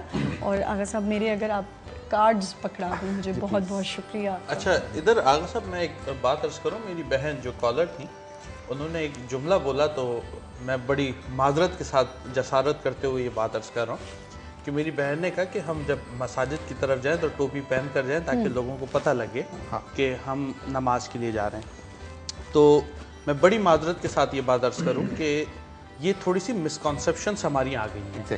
ٹھیک ہے نا. ٹوپی کا تعلق نماز سے نہیں ہے جی بلکہ حدیث شریف میں آتا ہے حضرت عبداللہ ابن عباس رضی اللہ تعالیٰ عنہ فرماتے ہیں کہ نبی علیہ الصلوۃ والسلام ننگے سر پھرنے والوں کو ناپسند فرمایا کرتے تھے. یہ ہمارے ایک دنیا کا عام قاعدہ ہے. ہم دیکھتے ہیں جس بچے سے والدین ناراض ہو جائیں نا تو وہ بچہ پنپتا نہیں ہے. تو جس سے رسول اللہ صلی اللہ علیہ وسلم ناراض ہو جائیں تو یقیناً وہ امتی کیسے پنپ سکتا ہے. تو ایک تو اس کا تعلق نماز سے نہیں ہے, دائمی ہے. اور ادھر میں ایک بڑا اہم نقطہ عرض کر دوں اپنی بہنوں کے لیے بالخصوص کہ ہماری بہنوں میں ایک مسکنسیپشن یہ ہے کہ بالخصوص جب وہ ٹوائلٹ وغیرہ میں جاتی ہیں تو اپنے سر کا دوپٹہ اگر پہنا بھی ہوتا ہے تو اس کو اتار کے باہر رکھ دیتی ہیں. وہ یہ تصور کر رہی ہوتی ہیں کہ شاید یہ کوئی بے ادبی ہو جائے گی. حالانکہ ٹوائلٹ ایک ایسا مقام ہے کہ اگر آپ پہلے ننگے سر ہوں تو وہاں جاتے ہوئے تو ہر حال میں سر ڈھانپنا چاہیے. سر ڈھانکنا تو سر ڈھانکنا اس کے لیے بہت ضروری. بہت چھوٹی سی بات ہے لیکن خانم نے جو بات کی بڑی امپورٹنٹ ہے اور اس حوالے سے ہمیں بھی یہ بات کرنی چاہیے کہ ہم جس کی بات کہہ رہے ہیں اس بات میں ہم اللہ کو راضی کرنے کی بات کر رہے ہیں اور حقیقتاً کسی انسان کی جان لے کے اللہ راضی نہیں ہوتا. یہ بات ہے. بالکل بالکل. ہمارے ساتھ ایک کال بھی. السلام علیکم. جی وعلیکم السلام. جی کون بات کر رہے ہیں؟ جی میں حسن نواز بات کر رہا ہوں لاہور سے. جی کیا کہیں گے بھائی؟ بہت بہت مبارک آپ کو. ماشاءاللہ بہت اچھا پروگرام آپ کا جا رہا ہے. بہت شکریہ. تو میں وہ موسیٰ صاحب عیسیٰ صاحب آپ کے پاس ساتھ آتے تھے وہ اب نہیں آ رہے آج کل. جی آج کل نہیں آ رہے ہیں. جی آئیں گے وہ انشاءاللہ. تو آپ کا ٹاپک ماشاءاللہ بہت اچھا روزانہ ہی بہت اچھے ٹاپک جا رہے ہیں ماشاءاللہ. آپ کو آپ کی بہت مہربانی. بہت مہربانی. کیا آپ سوال کا جواب دینا چاہیں گے؟ جی آپ کا سوال کو پہلے سوال تو آ گیا. آپ کیا نیا سوال کیا؟ آپ کا سوال میں آپ کو بتا دیتی ہوں. نبی کریم صلی اللہ علیہ وآلہ وسلم سے نکاح کے وقت حضرت خدیجہ رضی اللہ تعالیٰ عنہا کی عمر کیا تھی؟ 40 سال تھی اس وقت. بالکل صحیح آپ نے فرمایا. اور آپ کو ہم دیں گے نہیں ان کو ہم دے دیتے ہیں وائٹل کی طرف سے گفٹ ہیمپر. ٹھیک ہے ٹھیک ہے. وائٹل کی طرف سے ہم آپ کو گفٹ ہیمپر دیں گے. اور میں تیسرا سوال بھی فلوٹ پہلے کال لے لیتے ہیں پہلے آغا صاحب پھر میں سوال بھی فلوٹ کر دوں گی. السلام علیکم. جی السلام علیکم. وعلیکم السلام. میں مفتی صاحب سے کوشچن کرنا چاہ رہی ہوں. جی پلیز ضرور کیجیے. میم ایکچولی 21 جولائی کو میرے فادر شہید ہو گئے تھے. انہیں پشاور میں افسار سے 10 منٹ پہلے نا کسی نے فائر کر دیا تھا. جی اور میم بھائی کے گھر کے گیٹ کے باہر ہی کھڑے تھے. وہ ان سے ملنے گئے تھے. تو میم یہ میں چیک کرنا چاہ رہی ہوں کہ ہم لوگوں نے جب کہ ہم بہنوں نے کہا میت ہم لاہور لانا چاہتے ہیں تو بھائی نے کہا کہ میں امانت کر دوں گا تو 40 دن کے بعد آپ لوگ نہیں آئے. لیکن جب وہ انہیں دفنا کے آیا تو بھائی کہتا میں نے امانت نہیں کی اسے. لیکن جو میرے ماموں ہیں نا وہ کہتے جب میں میت کو قبر میں اتارا تھا نا تو اس وقت میں نے امانت کر لی تھی. تو ہم لوگ یہ کنفیوز ہیں کہ ہم لوگ ان کو لے کے آئے کہ نہیں اب کسی نے امانت کی ہے کہ نہیں کہ ہم سے کوئی ان کی شہادت خراب نہ ہو جائے. اس میں ہم بہنیں کافی کنفیوز ہوئے ہیں. اچھا آپ نے 2 باتیں کہیں, ایک تو بھائی کی اور ایک ماموں کی آپ کے. ٹھیک ہے تھینک یو ویری مچ. جی مفتی صاحب ان کا کس فقہ سے تعلق آپ کس فقہ سے تعلق رکھتی ہیں؟ خانم سوال کر رہی ہیں. I think so line drop ہو گئی ہے. لائن ڈراپ ہو گئی ہے. امامت کا مسئلہ فرما رہی تھی. نہیں امانتاً دفن کیا گیا. بھائی کچھ اور بیان دیتے ہیں, ماموں کوئی اور بیان دیتے ہیں. یہاں پر ایک کنفیوژن بہنوں کی وہ اپنی وہ کہنی شہید اس میں دیکھیں بھائی کے قول کا اعتبار کیا جائے گا. اس کی وجہ یہ ہے کہ اصل وارث وہ بھائی ہیں اور ظاہر ہے ان کے والد صاحب تھے تو اب ان کے بعد وراثت بھائی کی طرف آئی ہے تو ان کے قول کا اعتبار ہوگا. بھائی کے قول کا اعتبار ہوگا, ماموں کے قول کا اعتبار اس حوالے سے نہیں ہوگا, لیکن بھائی کو ظاہر ہے وہ اللہ کو حاضر ناظر جانتے ہوئے جو حق بات ہے وہ بیان کر دیں تو اس کے مطابق انشاءاللہ فیصلہ کیا جائے گا. بالکل ٹھیک ہے. صحیح. میں تیسرا سوال بھی فلوٹ کر دیتی ہوں اپنے ویورز کے لیے. جس وقت حضور اکرم صلی اللہ علیہ وآلہ وسلم کی والدہ ماجدہ کا انتقال ہوا, اس وقت آپ صلی اللہ علیہ وآلہ وسلم کی عمر مبارک کتنی تھی؟ اس کا آپ ہمیں جواب دے سکتے ہیں کالز کر کے, اور جیسے آپ کو پتہ ہے کہ انعامات کے آپ حقدار ہوں گے. اور اس وقت ہمیں جانا ہے لاہور اس کے مضافات میں اذان فجر کا وقت ہوا جائے گا.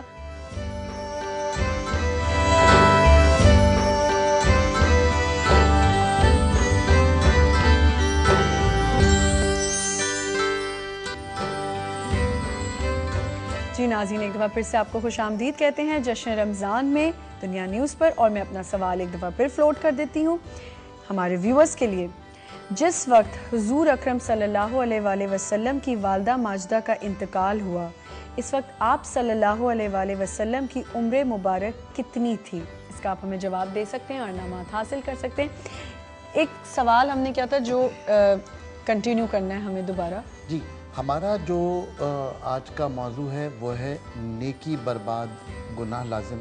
اس پر پوری ہم نے ڈسکشن سنی. خانم طیبہ بخاری صاحبہ فرماتی رہیں, مفتی عمران صاحب نے اس میں اپنے ویوز دیے. ہمارا اب یہ سوال ہمارے ذہنوں میں پیدا ہو رہا ہے کہ یہ تمام چیزوں کو تو ہم نے ڈسکس کیا, آخر راہ نجات کیا ہے, اس کو کیسے ہم ڈیفائن کریں گے؟ میرا سوال خانم آپ سے کہ اس حوالے سے ہمارے لیے رستہ کیا ہے واپسی کا, بہتری کا رستہ کیا ہے؟ دیکھیے, عبادات میں پوری کنسنٹریشن کے ساتھ, پورے خضوع و خشوع کے ساتھ, پوری توجہ کے ساتھ, جسے ہم توجہ اللہ کہتے ہیں, حضور قلب کہتے ہیں, بارگاہ خداوندی کے ساتھ ایک خاص رابطہ قائم کرنے کے لیے جو تیاری ہے, آمادگی ہے. جیسا ہم جب وضو کرتے ہیں تو نماز کے جو مقدمات بیان کیے گئے ہیں کہ آداب وضو میں دعائیں ہیں وہ پڑھو. اللہم لقنی حجتی یوم القاک و اطلق لسانی بذکر, پروردگار اس زبان پر اپنے ذکر کو قیامت میں جاری کر دینا. اللہم بیض وجہی یوم تسود فیہ الوجوہ ولا تسود وجہی یوم تبیض فیہ الوجوہ. چہرہ دھو تو یہ دعا کرو کہ پروردگار میرے چہرے کو اس دن نورانی کرنا جس دن چہرے سیاہ ہوں گے, اور اس دن سیاہ نہ کرنا جس دن چہرے سفید ہوں گے. ہاتھ کی, دائیں ہاتھ کی دعا الگ ہے. اللہم آتنی کتابی بیمینی والخلد فی الجنان بیساری وحاسبنی حسابا یسیرا. پروردگار میرے نامہ عمل کو میرے سیدھے ہاتھ میں دینا اور مجھ سے آسان ترین حساب لینا.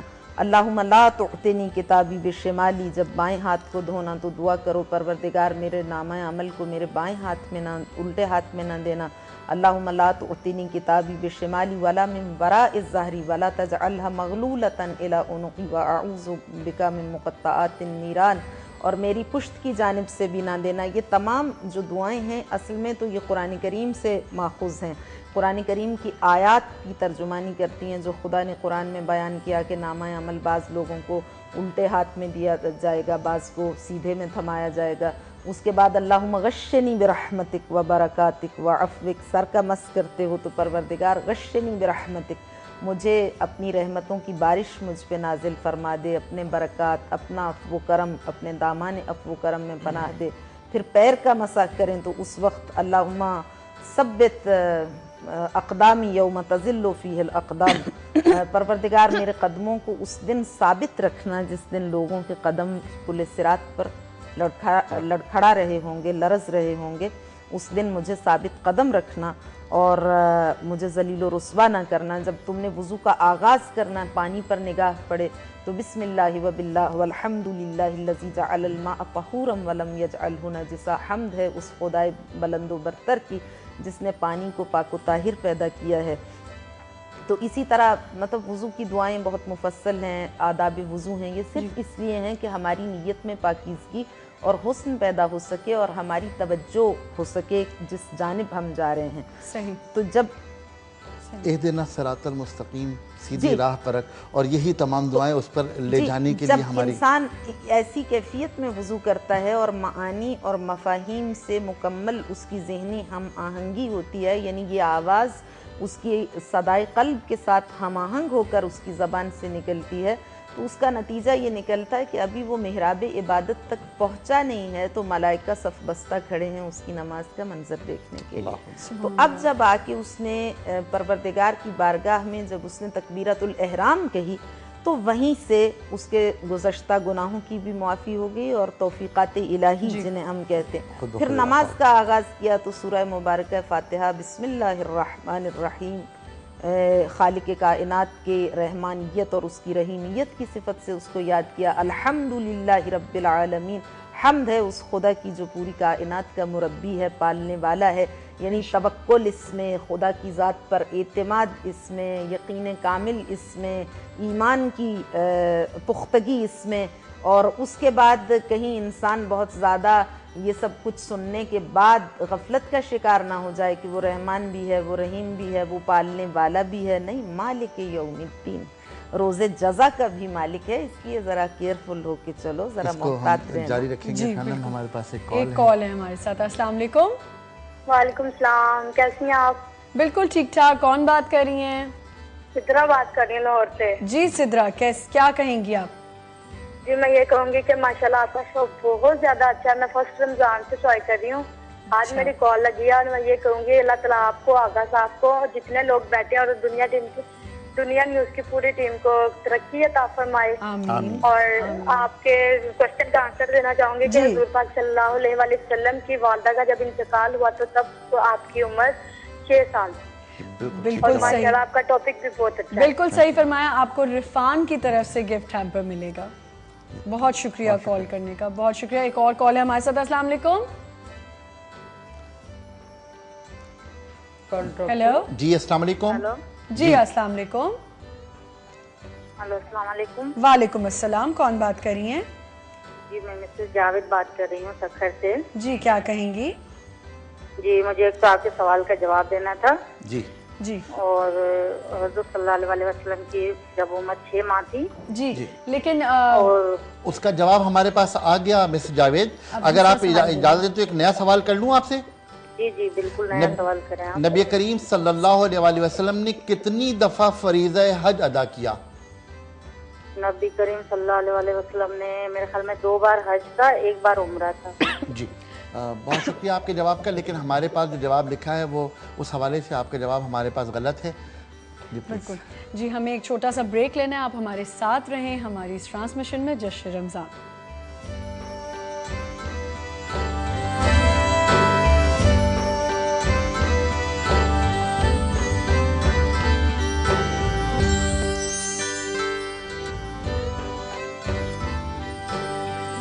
جی ایک دفعہ پھر سے آپ کو خوش آمدید کہتے ہیں جشن رمضان میں۔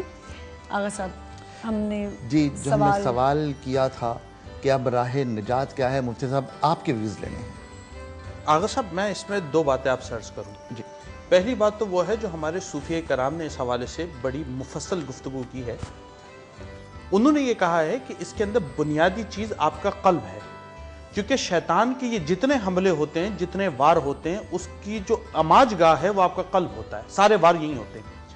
اسی لیے صوفیہ کرام جب ان کی صحبت میں کوئی جاتا ہے تو وہ اس کو وہ ذکر اذکار کراتے ہیں کہ جن سے براہ راست بندے کے قلب کی اور نفس کی اصلاح ہونا شروع ہو جاتی ہے۔ بالخصوص ایک سلسلہ ہمارے جو 4 بڑے سلسلے ہیں، قادریہ، چشتیہ، سہروردیہ اور نقشبندیہ، اس میں نقشبند سلسلے کے جو بزرگ ہیں وہ خاص طور پر ذکر خفی کرواتے ہیں، اور ذکر خفی کے اندر وہ دل کے اوپر اللہ اللہ کی ضربیں 24/7 بندے کو مارنے کی ترغیب کرتے ہیں۔ اس کا فائدہ یہ ہوتا ہے کہ توحید کے 3 درجے ان بزرگوں نے بیان کیے ہیں۔ پہلا درجہ تو یہ ہے جو ہم عام مسلمانوں کی حیثیت سے کہتے ہیں لا الہ الا اللہ، کوئی نہیں معبود سوائے اللہ کے۔ ہم زبانی کہتے ہیں، لیکن جب ہم عمل کی کسوٹی پہ اس جملے کو جانچتے ہیں تو وہ کسوٹی پوری نہیں ہو رہی ہوتی، ٹھیک ہے نا؟ اور میں وقت کی تنگی کے باعث اس جگہ پہ نہیں جاؤں گا، ورنہ ایک خوبصورت جملہ آ رہا ہے کہ جس دن ہمیں اس کی حقیقت پتہ لگ گئی نا کہ لا الہ الا اللہ کا مقصد کیا ہے، تو یہ ساری دنیا کے خلاف اعلان جنگ ہوگا اور ساری دنیا سے ہمیں لڑنا پڑ جائے گا۔ دوسری بات، یہ پہلا درجہ۔ دوسرا درجہ اس میں یہ ہے توحید کا کہ بندہ اپنے نفس کے اندر سے ہر غیر کو نکال دے اور وہ اپنے دل کے اندر صرف اللہ کے نام کو رکھے، غیر اس میں سے نکل جائے۔ یہ دوسرا درجہ ہے توحید کا۔ پھر فرماتے تیسرا درجہ جو خاص الخاص لوگوں کو میسر ہے وہ یہ ہے کہ انا الحق، جو ہمارے ایک بزرگوں کا ایک تاریخ میں ایک اعلان اور نعرہ رہا ہے جس پہ بڑی بحث ہے، انشاءاللہ تفصیلی بات کبھی کریں گے، تو وہ کہتے ہیں جو انا الحق کا انا ہے، یعنی میں حق ہوں، فرماتے اس انا الحق کے انا کو بھی ختم کر دو، صرف حق رہ جائے، یعنی اللہ اللہ کرتے کرتے ہو نظر آیا مجھے، اس ہو میں جب میں گم ہوا پھر تو نظر آیا مجھے، تو فرماتے تم اس کیفیت پہ جاؤ۔ یہ صوفیہ کی بات ہے۔ جہاں تک ہمارے عام لوگ ہیں، ہم ان کے لیے اس بات کو واضح کرنا چاہتے ہیں کہ آپ ایک نقطہ ذہن میں بیٹھا لیں کہ ہم جس انسان کو دکھانے کے لیے عبادت کر رہے ہیں اس سے ہمیں ملنا کیا ہے۔ انسان دنیا میں سب سے زیادہ مخلص وہ اپنی ذات سے ہوتا ہے، نہ اپنی ماں سے، نہ اپنے باپ سے، نہ بہن سے، نہ بھائی سے، نہ بیٹے سے، نہ بیٹی سے، نہ بیوی سے، نہ شوہر سے، کسی سے مخلص نہیں ہوتا۔ اسی لیے جب زلزلے آتے ہیں تو آپ دیکھتے ہیں ہر بندہ باہر بھاگتا ہے، اس بارے میں بہت بعد میں سوچتا ہے کہ میرے بچے کا کیا ہوا اور ماں کا کیا ہوا، سب سے زیادہ اپنے آپ سے مخلص ہے۔ لیکن یہ انسان جو سب سے زیادہ اپنے آپ سے مخلص ہے، یہ اپنے آپ کو ہر وہ چیز نہیں دے سکتا جو یہ چاہتا ہے۔ میرا جی چاہتا ہے میرے پاس مرسڈیز بینز ہو 2 کروڑ روپے کی، میرے پاس تو نہیں ہے، میں نہیں دے سکتا۔ میرا دل چاہتا ہے میرا 5000 گز کا بنگلہ ہو، میں نہیں دے سکتا، میرے پاس نہیں ہے۔ جو سب سے زیادہ اپنی ذات سے مخلص ہے وہ اپنی ذات کو کچھ نہیں دے سکتا۔ تو اگر میں اس انسان کو دکھانے کے لیے کچھ عمل کروں تو what will I get in the reward? Zero, nothing۔ بالکل صحیح۔ جب ہمارے ذہن میں ایک کانسیپٹ کلیئر ہو جائے گا کہ یہ انسان تمہیں کوئی نفع نہیں دے سکتا تو پھر اس کو دکھانے کی ضرورت بھی نہیں ہے۔ دکھاؤ اس کو جو تمہیں نفع بھی دے سکتا ہے، جو تمہیں فائدہ بھی دے سکتا ہے اور تمہارے قلب اور ظاہر اور باطن کے اوپر نظر بھی رکھ سکتا ہے۔ ایک جملہ میں ایڈ کرنا چاہتی ہوں، قبلہ نے بڑی مؤثر گفتگو فرمائی ہے کہ اس کیفیت کو پیدا کرنے کے لیے اپنے قلب کی وادی کو انکار نعمت اور کفر کی آلائشوں سے پاک و طاہر کرنے کے لیے ان مقدمات کی ضرورت ہے جو ہم نے گزارش کی ہیں۔ یعنی آپ کو نماز پڑھنا ہے تو یوں ہی نماز میں جا کے کھڑے نہیں ہو جاؤ، بلکہ وضو اہتمام کے ساتھ کرو، بارگاہ حق میں اہتمام کے ساتھ آؤ اور آپ کی پوری کنسنٹریشن باقی اور برقرار رہے تو یہ نیت کی طہارت کا باعث ہے۔ بے شک، اور سب سے بڑی بات یہ کہ جب وہاں اس در سے مانگو گے تو پھر ملے گا۔ یہ مقدمات اخلاص آور ہیں۔ بنیادی بات ہے۔ ایک کال ہے ہمارے ساتھ۔ السلام علیکم۔ وعلیکم السلام۔ جی وعلیکم السلام، کون بات کر رہے ہیں؟ میں بہت پرانا آپ کا کالر ہوں۔ جی جی جی بالکل بالکل، کیسے ہیں آپ؟ مجھے نام سے نہیں پہچانا بیٹا آپ نے؟ نہیں، میں ایک دم کنفیوز ہو گئی، مجھے یاد۔ آغا صاحب بھی پہچان جائیں گے، مرسلین انکل بات کر رہے ہیں۔ جی جی بالکل بالکل۔ بھائی ایک تو میں آپ کو مبارکباد دے رہا ہوں آپ کو کہ آپ اتنا اچھا پروگرام کر رہے ہیں جی، اور اس چینل پہ آنے سے جو ہے نا اس پروگرام کے اندر بہت اضافہ ہو گیا ہے۔ جی جی جی۔ لیکن آغا صاحب سے ایک شکوہ یہ ہے کہ آغا صاحب آپ مشروب بناتے ہیں لیکن ہم جیسے ڈائبٹک پیشنٹ کے واسطے کون سا مشروب ہمیں ایڈوائز کریں گے؟ اس کا مطلب مرسلین صاحب آپ نے میرے پورے پروگرام نہیں دیکھے، میں نے بہت سارے مشروب ڈائبٹیز کے حوالے سے بنائے ہیں، جامن کا بھی بنایا تھا۔ جی مرسلین انکل آپ بالکل فکر نہ کریں، ہم نے بہت سے مشروب بنائے ہیں جو ڈائبٹیز کے لیے، لیکن آپ فکر نہ کریں، ابھی ایک اشرا باقی ہے، آپ کو اور بھی مزے مزے کی مشروب۔ تیسرا عرض یہ کرنا ہے جو آپ کا یہ جو پینل ہے خانم اور مفتی صاحب کا ہمارے واسطے بہت بڑا معلومات کا خزانہ ہے۔ مفتی صاحب سے میں معلوم کرنا چاہوں گا کہ روزے کی حالت میں ہم اینیما کوئی لے سکتے ہیں یا نہیں؟ اچھا، بہت شکریہ مرسلین صاحب، بہت شکریہ آپ کی کال کا۔ سر مختصر جواب دیجئے، کوسچن ریپیٹ کریں۔ روزے کی حالت کیا اینیما لے سکتے ہیں؟ اینیما لے سکتے ہیں؟ اینیما مینس حقنہ نہیں، اس کے اندر احتیاط بہتر ہے، اس کو نہ لیا جائے، اس لیے کہ وہ انسرٹ کیا جاتا ہے اور اس کے اندر جو لیکوڈ ہوتا ہے وہ انسانی جسم میں داخل ہوتا ہے، تو حقنہ عربی زبان میں کہتے ہیں، آپ نے اینیما انگلش میں کہا۔ تھوڑی سی میں اس میں کنفیوز ہو گئی، میں پوچھتی ضرور مرسلین انکل سے کہ جب آپ روزے کی حالت میں، ظاہر ہے روزہ تو پھر آپ رکھیں گے نہیں، آپ نے اگر کوئی آپریشن کروانا ہے یا ایسی کوئی چیز ہے تو ہی آپ بیماری کی حالت نہیں، بعض اوقات ہوتا ہے آپ کو انجیکشن وغیرہ لینے پڑ جاتے ہیں ضرورت کے، تو روزے کی حالت میں کوئی بھی چیز آپ انٹیک نہیں کریں گے، ٹھیک ہے نا، لیکن اگر آپ کو بلڈ وغیرہ دینا ہے ٹیسٹ وغیرہ کے لیے تو آپ دے سکتے ہیں، انٹیک نہیں کر سکتے، لے نہیں کر سکتے۔ لیکن مذہب تشیع میں یہ ہے کہ پین کلر لے سکتے ہیں۔ جی بالکل، ہماری بہت اچھی ڈسکشن جاری ہے، لیکن میں چاہوں گی تھوڑا سا لطف اندوز ہوں سبھی صاحب کے۔ آغا صاحب مجھے صرف یہ بتا دیں کہ جامن کے مشروب میں دودھ بھی آپ شامل کرتے ہیں؟ جامن کا مشروب صرف ڈائبٹیز کے پیشنٹس کے لیے ہوتا ہے۔ جی نعت کی طرف چلتے ہیں۔ نعت سے پہلے ساری گفتگو سنی میں نے۔ جی، توحید تو یہ ہے کہ خدا حشر میں کہہ دے یہ بندہ دو عالم سے خفا میرے لیے ہے۔ جب بندہ اس معیار پر آ جائے کہ اس کی رضا صرف اللہ کی رضا کے لیے چل رہا ہو، تو پھر انشاءاللہ وہ منزل آ جاتی ہے جس کی تلاش میں ہم نے یہ ساری گفتگو کی ہے۔ ایک نعت کے کچھ اشعار آپ کی خدمت میں پیش کرا۔ کوئی مثل مصطفیٰ کا، کوئی مثل مصطفیٰ کا کبھی تھا نہ ہے نہ ہوگا، کبھی تھا نہ ہے نہ ہوگا، کسی اور کا یہ رتبہ کبھی تھا نہ ہے نہ ہوگا، کسی اور کا یہ رتبہ، انہیں خلق کر کے نازا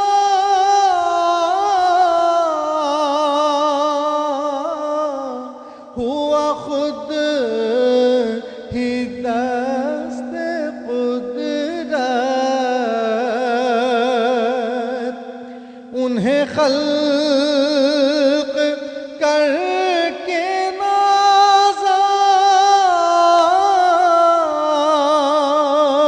ہوا، خود ہی دست قدرت، کوئی شاہکار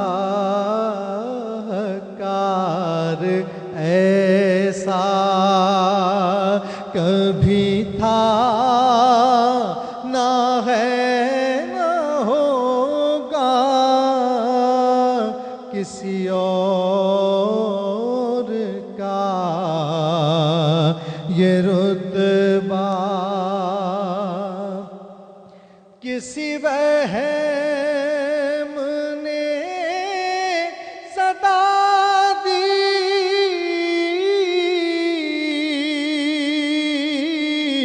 کوئی آپ کا مماثل، کسی وہم نے صدا دی، کوئی آپ کا مماثل، تو یقین پکار اٹھا کبھی تھا نہ ہے نہ ہوگا، کسی اور کا یہ رتبہ۔ بہت خوبصورت، ماشاء سبحان اللہ، اللہ، سبحان بہت اللہ، خوبصورت۔ سبحان اللہ۔ جی آغا صاحب سے کچھ دیر میں کراچی اور اس کے مضافات میں اذان فجر کا وقت ہوا جائے گا، اور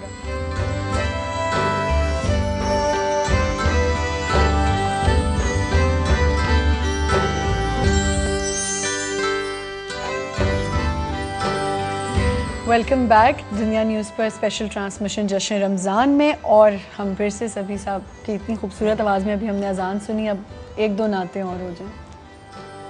مرجان نہ یاقوت نہ لال یمنی مرجان نہ یاقوت نہ مرجان نہ یاقوت نہ لال یمنی اللہ سے اللہ سے جذبات ویسے قرنی مانگ، اللہ سے جذبات جذباتے او ویسے کرنی مان اللہ سے جذباتے مانگے گا تو جتنا بھی سوا پائے گا اس سے مانگے گا تو جتنا بھی سوا پائے گا اس سے تو صدقہ سرکار حسینی حسنی مان تو صدقہ سرکار حسینی حسنی مان اللہ سے جذباتے پھر عالم اسلام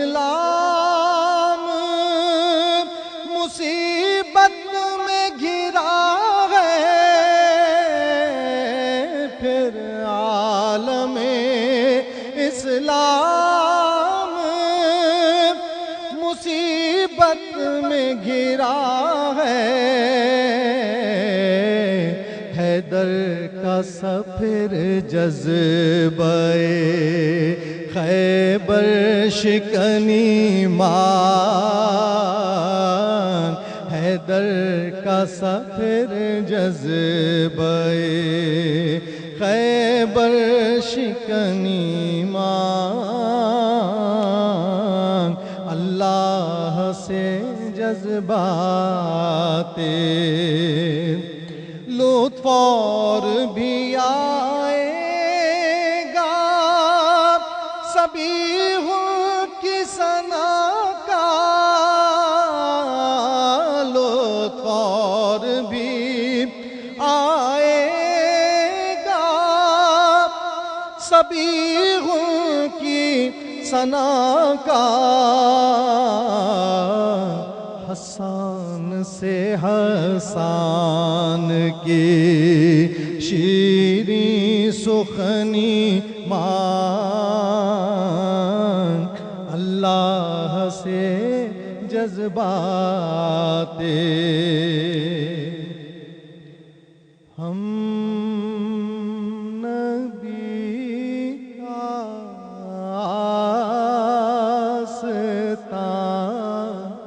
دیکھا کیے ہم نبی کا آستان دیکھا کیے ہم نبی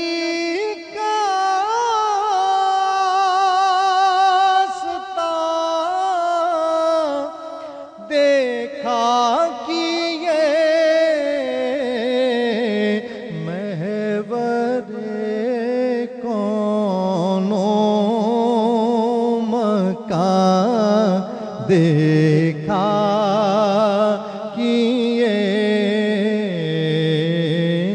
میں ورے کونوں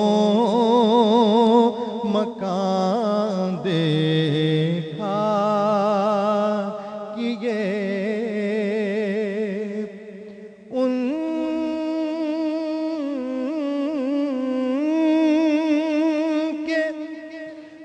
قدموں میں پڑی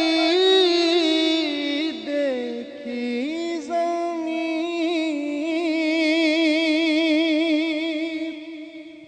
ان کے قدموں میں پڑی دیکھی زمین در پہ جھکتا آسمان دیکھا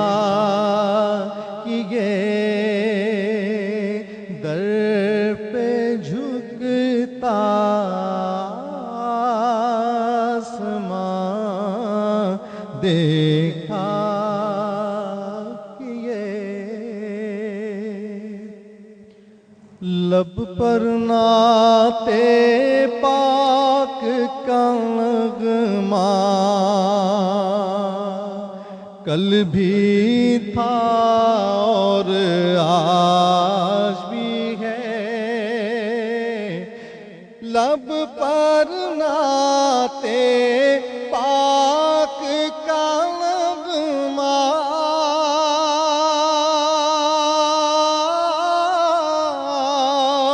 کل بھی تھا اور آج بھی ہے،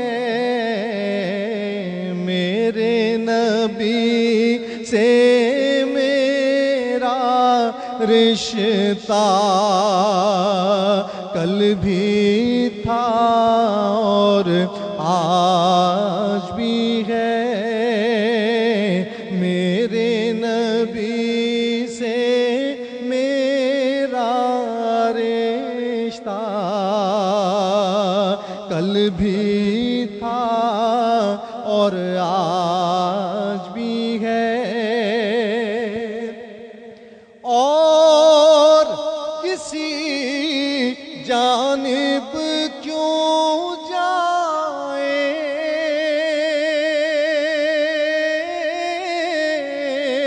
اور کسی کو کیوں دیکھیں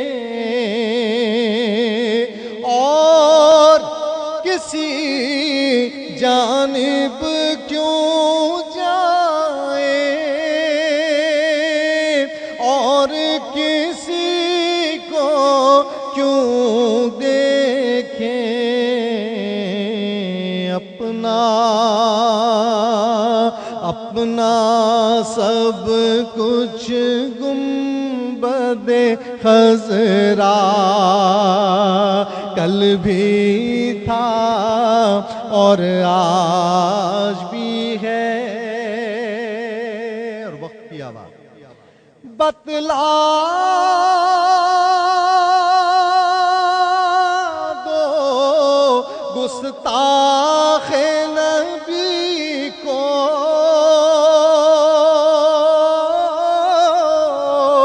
غیرت مسلم زندہ ہے، بتلا دو گستاخ نبی کو غیرت مسلم زندہ ہے، ان پر مر مٹنے کا جذبہ کل بھی تھا اور آج بھی ہے، میرے نبی سے میرا رشتہ کل بھی تھا اور آج بھی ہے، جن آنکھوں سے طیبہ دیکھا وہ آنکھیں بیتاب پھر ان آنکھوں میں ایک تقاضا کل بھی تھا اور آج بھی ہے، میرے نبی سے میرا رشتہ کل بھی تھا اور آج بھی ہے، حقیقت میں وہ لطف زندگی پایا نہیں کرتے جو یاد مصطفیٰ سے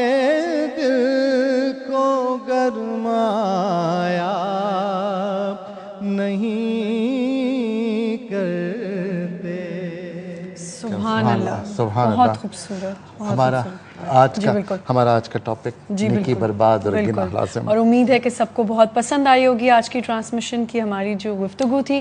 بہت بہت شکریہ سبھی صاحب، بہت بہت شکریہ خانم طیبہ صاحبہ، بہت بہت شکریہ مفتی صاحب. بس ایک جملہ، من کان یرجو لقاء ربہ فلیعمل عملا صالحا ولا یشرک بعبادت ربہ احدا. قرآن کہتا ہے جسے روز آخرت کی امید ہے وہ نیک عمل انجام دے، ولا یشرک بعبادت ربہ احدا، اور کسی ایک کو بھی اپنے اللہ کی عبادت میں شریک قرار نہ دے. بے شک بے شک. اپنا بہت خیال کیجیے گا. ہم آپ سے کل ملاقات کرتے ہیں.